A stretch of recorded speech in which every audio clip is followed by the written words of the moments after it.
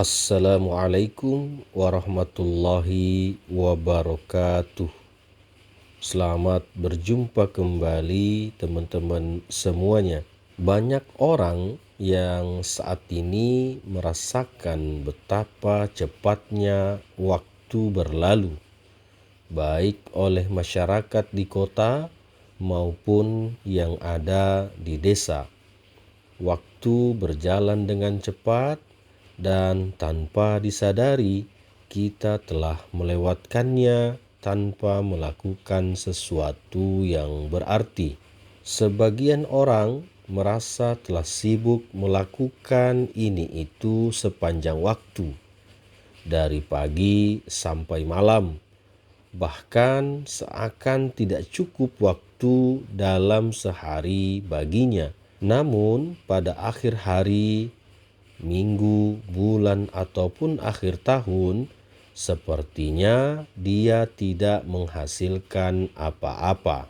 Sebenarnya kita tidak tahu efektivitas penggunaan waktu atau apa saja yang telah kita lakukan dalam sehari, seminggu, atau setahun, karena kita tidak mengukurnya. Mengukur efektivitas penggunaan waktu tidak terlepas dari tujuan yang dimiliki dari penggunaan waktu tersebut. Pada tataran individu, banyak orang yang mempunyai rencana tahunan dalam hidupnya, atau biasa disebut dengan resolusi, yang dibuat pada akhir tahun atau awal tahun. Tentu diiringi dengan doa dan harapan agar tahun depan menjadi lebih baik. Pada suatu perusahaan atau suatu instansi pemerintah, hal tersebut bisa disamakan dengan rencana kerja atau penetapan target tahunan. Manajemen waktu dapat dikatakan sebagai ilmu atau upaya manusia agar dapat menggunakan waktu secara berdaya guna dan berhasil guna. Manajemen waktu adalah suatu jenis keterampilan yang berkaitan dengan berbagai bentuk upaya dan tindakan individu yang dilakukan dengan terencana agar seseorang mampu memanfaatkan waktu dengan baik. Manajemen waktu adalah sebuah cara untuk membuat waktu terkendali sehingga dapat menciptakan efektivitas dan produktivitas. Manajemen waktu juga dapat disebut sebagai kemampuan menggunakan waktu yang efektif dan efisien untuk memperoleh manfaat yang maksimal. Sebagai pimpinan perusahaan maupun sebagai karyawan, kita tentunya harus mempunyai rencana dan tujuan hidup yang jelas. Untuk mencapai tujuan hidup atau rencana tersebut tentu memerlukan waktu. Kapan akan dimulai, berapa lama akan dicapai, besok melakukan apa, dan sebagainya. Pendek kata, sangat penting bagi kita untuk memiliki manajemen waktu. Manfaat dari manajemen waktu yang dapat kita rasakan, yang pertama, melatih diri menjadi pribadi yang disiplin. Dengan manajemen waktu yang baik dapat membantu kita mengelola dan memanfaatkan waktu, sehingga pekerjaan yang dilakukan lebih terarah karena sudah ada jadwal waktu yang menjadi patokannya.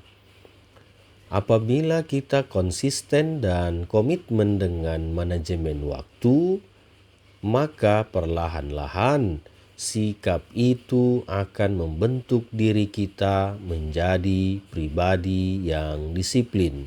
Yang kedua, membuat pekerjaan lebih terstruktur. Bagi pegawai yang mempunyai banyak tugas, terkadang akan kewalahan, maka manajemen waktu harus digunakan. Cara sederhananya adalah dengan membuat daftar susunan pekerjaan dari yang paling urgent ke yang biasa. Mana pekerjaan yang harus diselesaikan sekarang dan mana pekerjaan yang bisa dilakukan kemudian atau bisa didelegasikan kepada orang lain, sehingga tidak ada pekerjaan yang terbengkalai.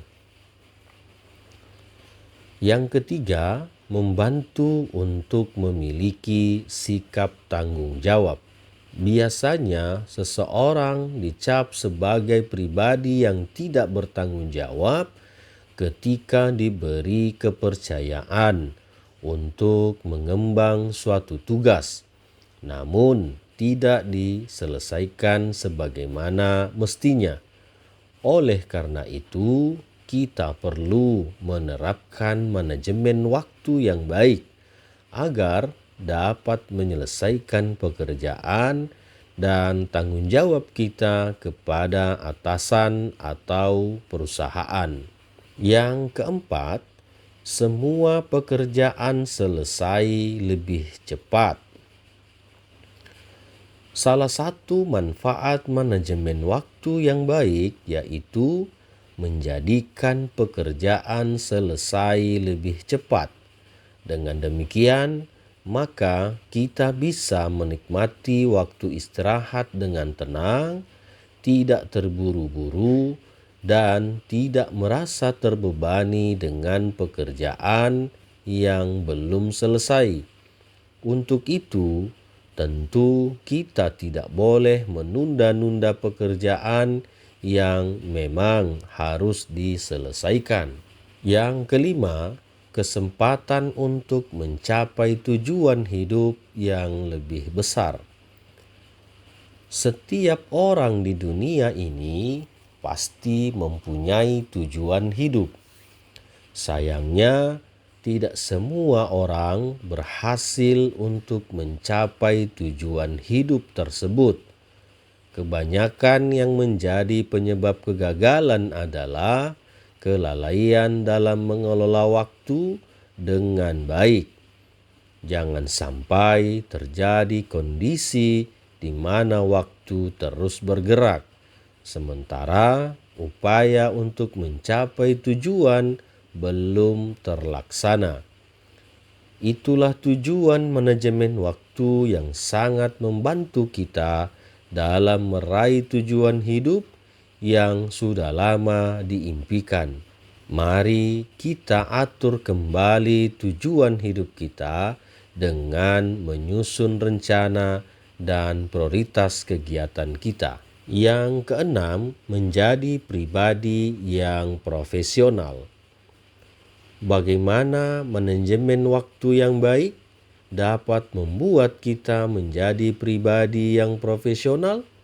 Alasannya, selain karena beberapa yang telah disebutkan tadi, seperti melatih kedisiplinan dan tanggung jawab, juga mampu membantu untuk memetakan setiap kegiatan yang akan dilaksanakan. Kita akan mampu memetakan mana pekerjaan kantor, urusan keluarga, dan pribadi. Jadi, sudah ada waktu yang jelas kapan pikiran dan tenaga fokus untuk kantor atau keluarga, sehingga menjadi lebih mudah dalam bersikap dan akan menjadi pribadi yang profesional. Yang ketujuh, mampu mengurangi tingkat stres. Alasan lain pentingnya manajemen waktu adalah berkaitan dengan kondisi psikologis. Ketidakmampuan mengelola kegiatan atau tugas dengan baik akan membuat kita bingung, keteteran, pusing, dan stres sendiri. Oleh karena itu, marilah kita mencoba melakukan manajemen waktu dengan benar. Mungkin bisa dilakukan secara perlahan-lahan, namun demikian harus dilakukan dengan sungguh-sungguh dan disiplin agar bisa menjadi kebiasaan atau habit yang baik.